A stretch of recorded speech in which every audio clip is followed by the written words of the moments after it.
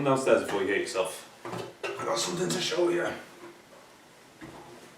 Lords of Vegas sees you and your friends as entirely legitimate businessmen in Old Vegas. You'll be vying for control of this dusty desert town as you try and turn it into a money-making mecca for bastards. At its heart, Lords of Vegas is a relatively simple area control game, where controlling sprawling casinos not only gives you big money, but will also score you big points. At the start of your game, the board is relatively empty. Each player has a few lots that do nothing, except give you money each turn, because being a landlord is really easy, and people give you the bulk of their wages while you stay at home counting it.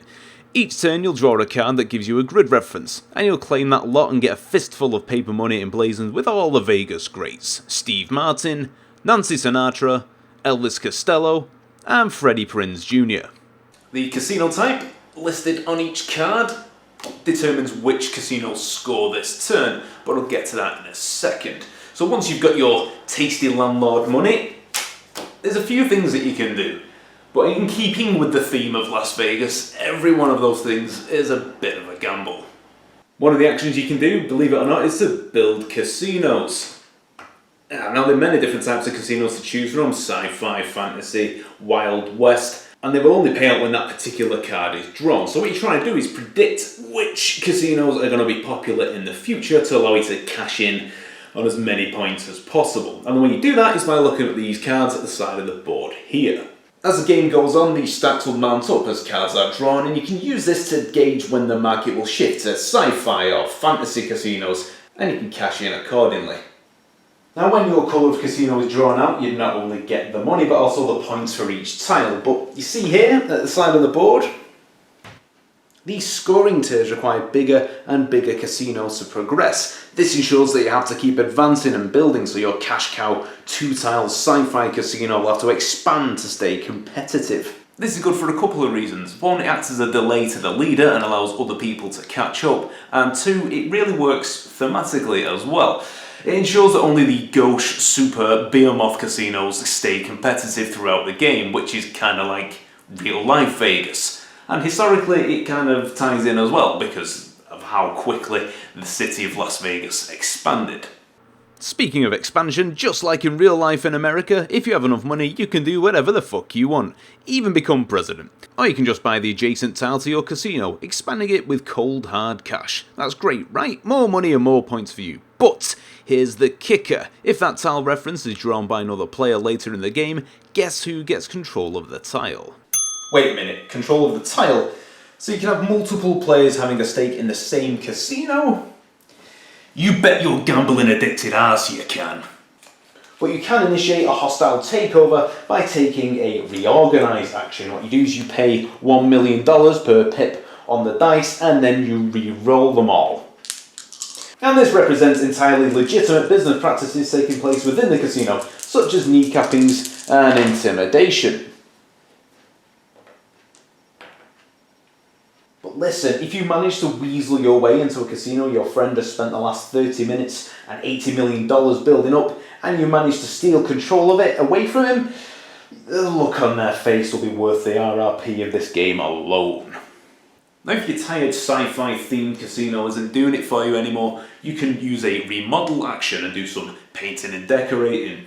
You can throw down some money and then change the theme of your entire casino. Maybe you got a gut feeling that Camelot themed casinos are going to be big this year. Or maybe you'd like me and you're a bit of a twat and you'd combine a few actions and do something like this. Right then, I'm going to pay my $3 million to reorganise my sci-fi casino. That's a 5. That's pretty good. Right, so now I will do a remodel action and pay $5 million to remodel my sci-fi casino into an Egyptian casino. Now that is one contiguous casino, 6 tiles. I have the highest influence die in the casino, and this casino is now mine.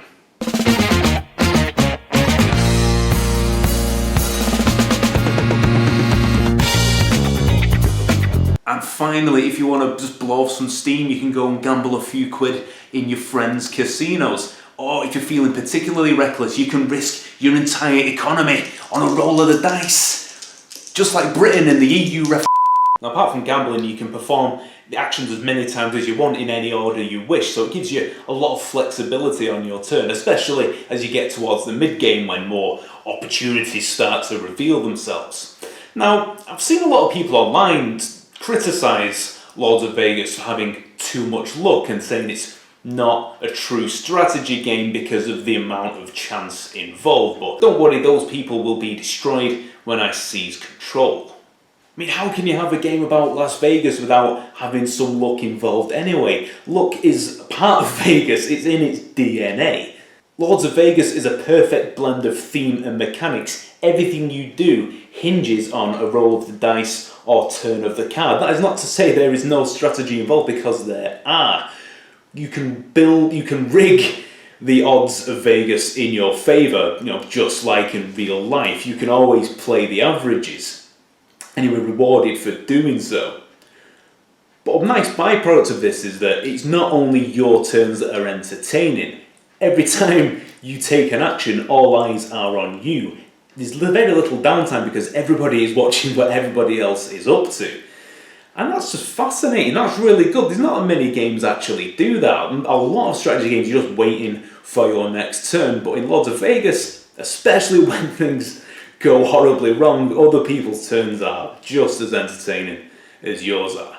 And one final thing I'll mention and let you digest is that at any time on your turn, you and your friends can exchange money, tokens and dice. You are free to trade however you wish. And they say it's not a strategy game. Bah! So there we go, Lords of Vegas is funny, it's cutthroat and it's very, very entertaining. One problem it does have towards the end game, it can lead to some congestion on the board and some players may find themselves getting a bit hemmed in.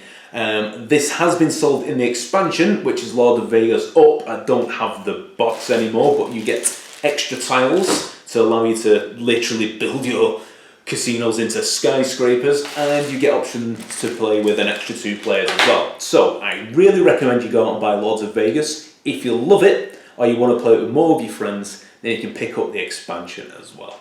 Definitely, definitely recommended. If you've enjoyed this video, please do click on that share button. Don't let Dice Hard be your little secret. If you would like to support my channel and help to make advertisement-free YouTube content viable, a link to my Patreon account is on screen now, as are links to my previous video and to BigRedBarrel.com for those of you who like games, comics, movies and all that good stuff. Thank you very much for watching, and I'll see you next time.